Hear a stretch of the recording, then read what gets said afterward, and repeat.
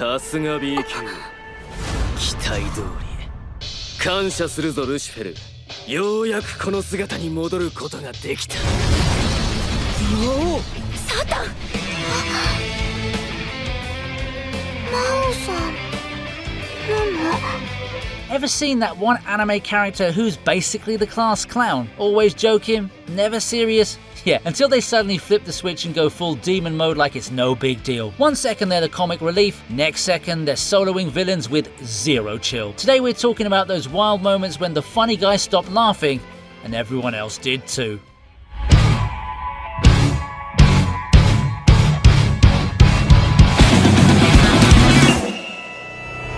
おい、何嬉しそうに血すすってやがる。これは。Coming in hot is Makoto, who goes from humble hero to nightmare fuel the second you underestimate how deep his power runs. いや違う。発射と示弾の指導を連動させたブリットの連続発射。術者の魔力が続く限りの永久砲だ。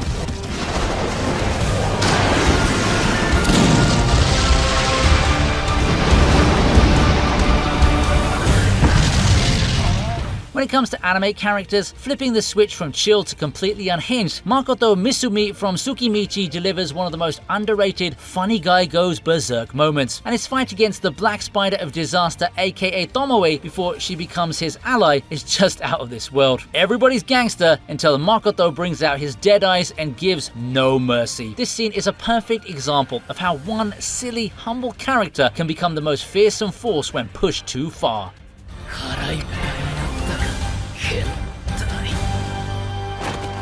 Coming up next is Jin Mori, the goofball turned god who ditches the comedy and unleashes celestial chaos when things get personal in the god of high school.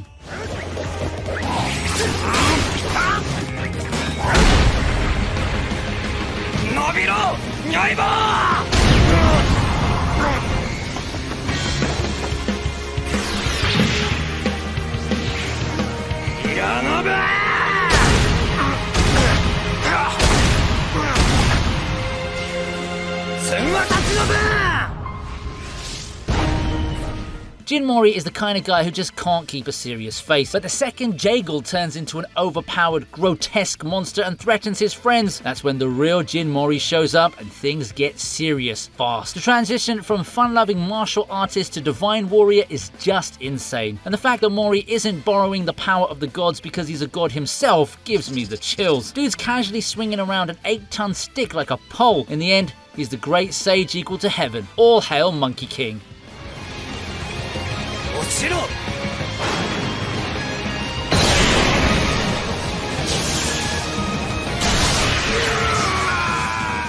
Entering the realm of gods next is Ichibei, usually all laughs until he inks your name out of existence with divine flexes.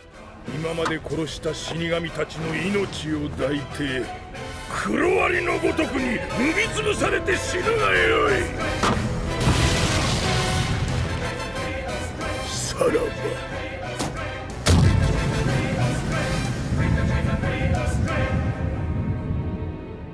This is where the Soul King's guardians stop being legends and start proving why they're treated like gods. Ichibei is the leader of Squad Zero, who's always a super chill and unserious person because he always knows how a fight would end. But Yuha is no slouch either. Both of these characters are so powerful that they just nullify the concept of power. Even though Yuha may seem unbeatable, we get to see how Ichibei gave him hell. For some time, Ichibei turns what should be a war into a one-man spiritual beatdown. Ichibei's power was incredible, but Yuha's adaptability truly made him a terrifying antagonist. It's a shame the fight's conclusion felt a bit rushed, considering the hype around these characters.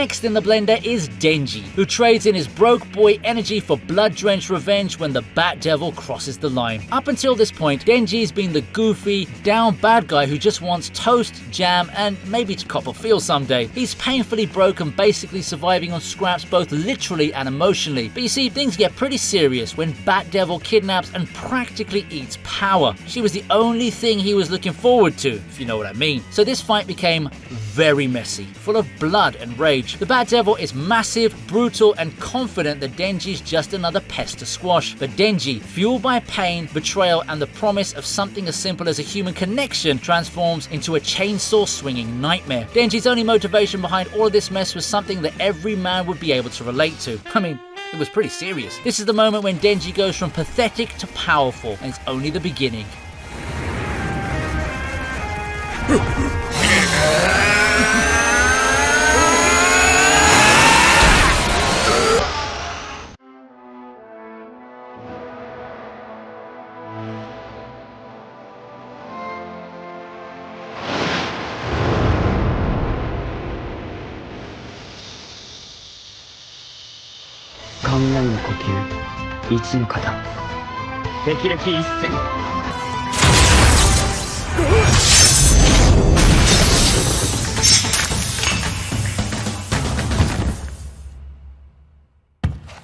When Zenitsu first shows up in Demon Slayer, he's a walking anxiety attack. The guy's constantly crying, panicking, and begging girls to marry him just so he doesn't die alone.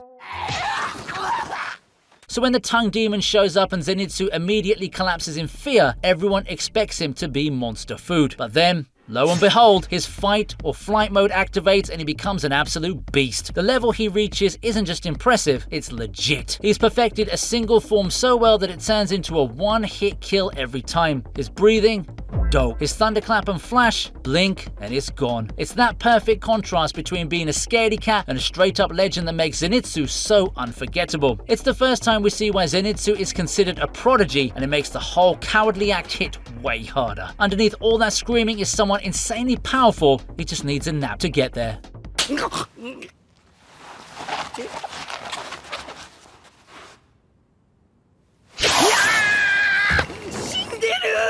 Next to crash the party, Gojo, the six-eyed slayer who wipes out an army with a smirk and a single raised finger.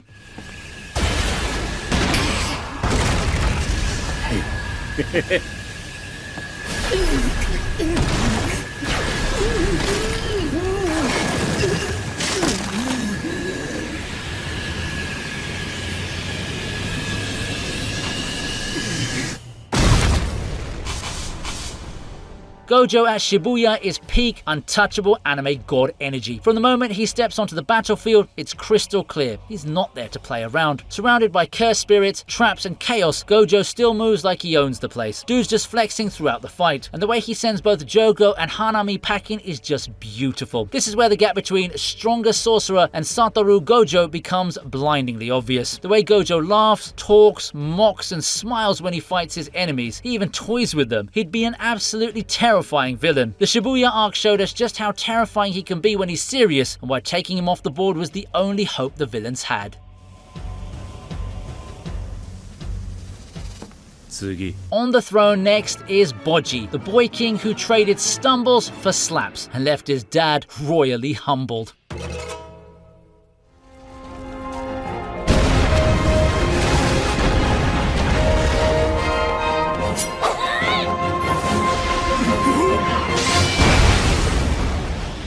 Now, this moment hits on a whole other level. Boji versus Boss in Ranking of Kings is the emotional climax of Boji's entire journey. For most of the anime, Boji's this adorable, clumsy, silent little bean who trips over his sword and smiles at everyone like the purest cinnamon roll. But then this fight drops and suddenly that same soft boy becomes a warrior. Watching Boji move with that perfect dodging technique, handling one of the strongest beings in the story, is peak anime underdog greatness. You can't help but cheer for him as he proves once and for all, he's not just a king by title, he's a king by heart. Boji proves that with proper skill and technique, any difference in strength is easily overcome with just one decisive blow. Boss's whole life getting validated the minute he got his ass kicked by his first son is wholesomely hilarious. これぞまさしく王の剣 Taking the next spotlight is Reigen, a professional scammer who becomes the unexpected MVP when the real danger shows up. 紅玉か触れるもの全てを飲み込み消滅させてしまう黒玉のな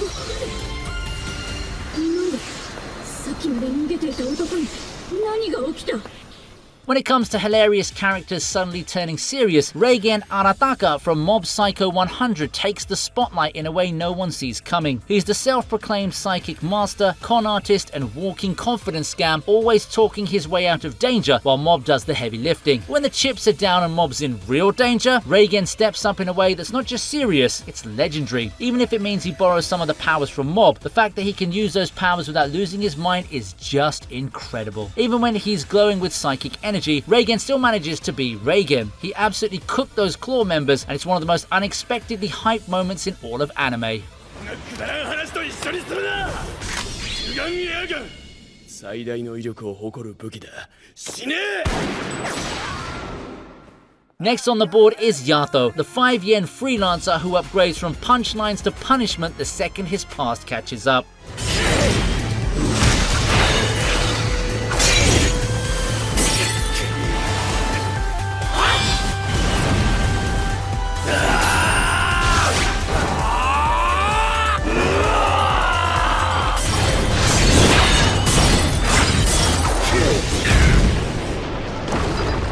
For most of the series, Yato is this broke, goofy, minor god doing odd jobs for 5 yen and dodging rent. But when Rabo shows up, an old enemy from Yato's dark past, everything changes.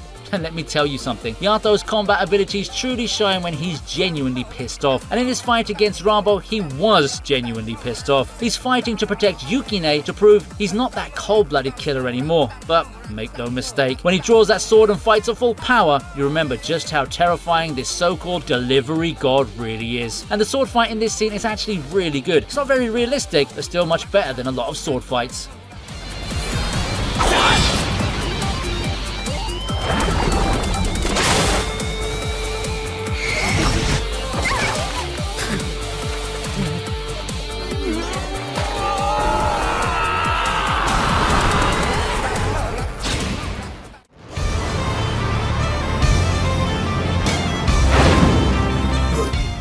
Up next to scorch the screen is Natsu, whose goofy charm goes up in flames when Animus threatens everything he stands for.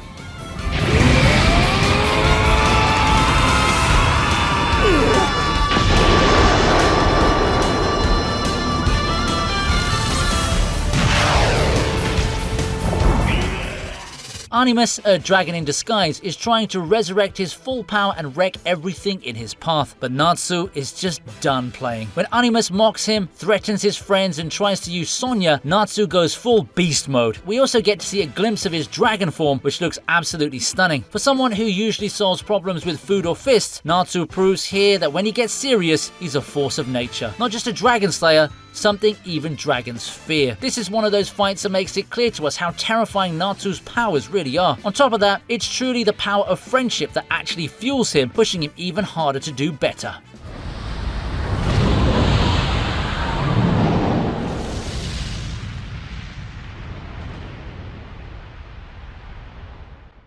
Now stepping in is Joseph Joestar, who proves that even a clown can outsmart a god if he's crazy and clever enough. 避けられるはずの下からの着弾丸にさらに押し上げられた。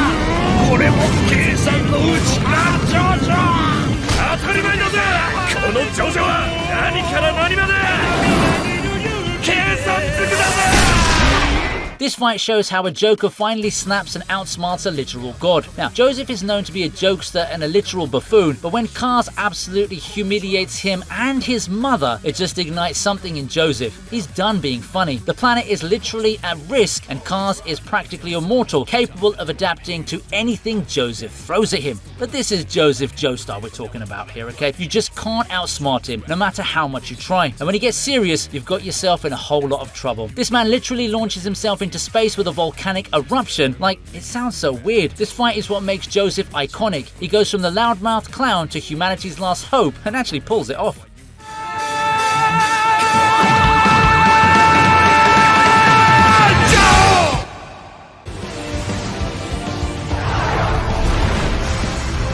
Entering the ring next is Lemillion.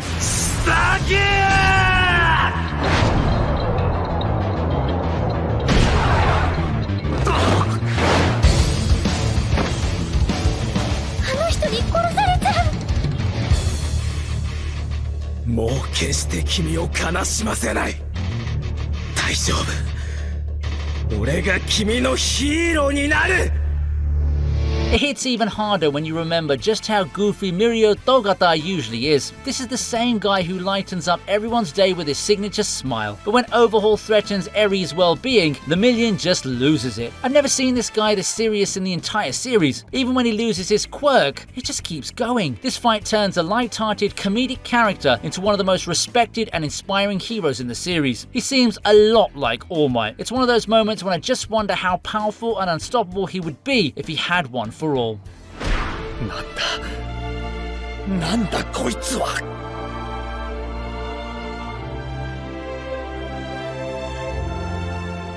Having fun? Then don't forget to give this video a like and also consider subscribing to the channel if you haven't already. Thanks. Coming in hard next is Gintoki, the clown samurai who drops every joke for the most heartbreaking sword fights in the series.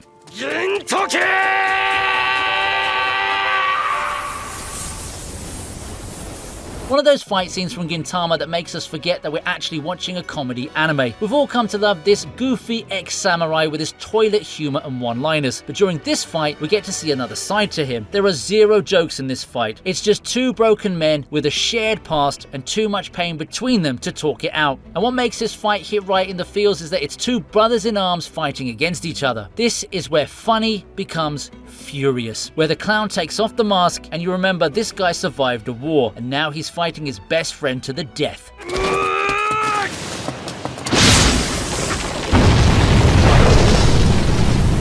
Up next with cosmic consequences is Saitama, who finally hits back with a punch so serious it breaks physics and a few egos.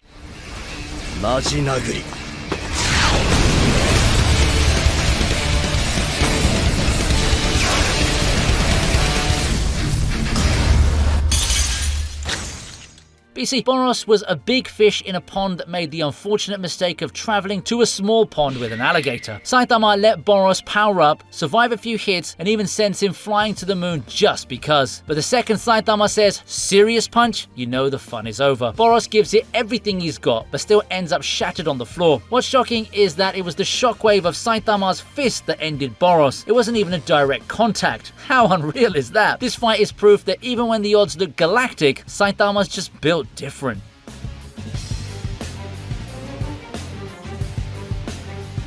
Get ready for Gon, whose childhood innocence shatters into one of the darkest, most gut-wrenching transformations in anime history. Gon had always been this super sweet and curious boy that we just felt like protecting all the time. But once Pito makes the grave mistake of pissing him off, something inside him just breaks. What's born is that adult Gon, the most terrifying thing in the entire series, that is ready to sacrifice himself just to serve justice. Never had 3 words scared me like God saying, "Show me rock," after launching Pito into orbit. This is still one of the most brutal scenes in any anime. No drawn out flashy battle. No extraneous build-up, just gone straight up showing Pito they were gonna die.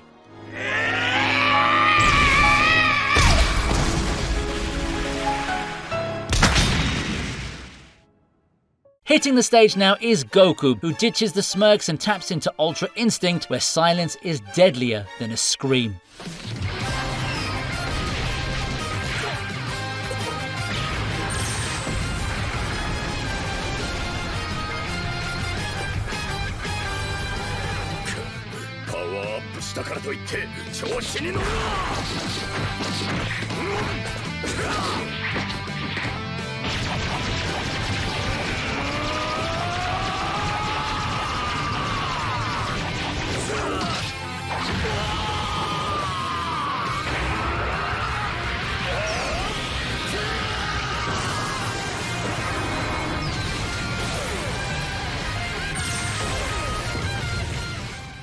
When Goku taps into Ultra Instinct and squares off against Jiren in Dragon Ball Super, it's like watching the universe itself hold its breath. For most of the Tournament of Power, Jiren is untouchable and absolutely overpowering. Nobody, not even the combined might of the other universes, can scratch him. But then comes Goku, battered and out of options, pushing past every limit he's ever known. The moment the Silver Aura ignites and Goku moves without thinking, dodging attacks like a phantom, it's chills all the way down. The thing that haunts me most about UI Goku is how quiet he can be. It's like he's not even Goku at that point. He's not joking or chilling while fighting. He's not even admiring his opponent's energy. He barely even speaks, simply because he doesn't need to.